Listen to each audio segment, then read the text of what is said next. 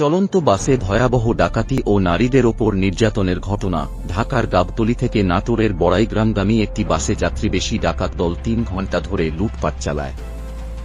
ডাকাতরা প্রথমে ছুরি দেখিয়ে বাসের নিয়ন্ত্রণ নেয়, যাত্রীদের মারধর করে সর্বস্ব কেড়ে নেয়।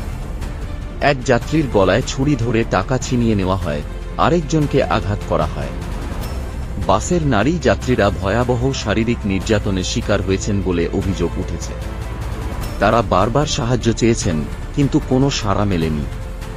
ভুক্তভোগীরা জানান, ডাকাতি শেষে বাসটি আবার আগের জায়গায় ফিরিয়ে এনে ডাকাত দল নেমে যায়। বাসের চালক ও স্টাফদের ভূমিকা সন্দেহজনক ছিল। যাত্রীরা দাবি করেন, ডাকাতদের সঙ্গে বাসের লোকজনের যোগসাজশ ছিল। পুলিশকে জানানো হলেও তারা মামলা নিতে গড়িমসি করে। এই ঘটনার পর পুলিশ তদন্তে নামে, ডাকাতদের ধরতে অভিযানে নামে এবং কয়েকজনকে গ্রেপ্তার করে। কিন্তু এখনো অনেক প্রশ্নের উত্তর মেলেনি।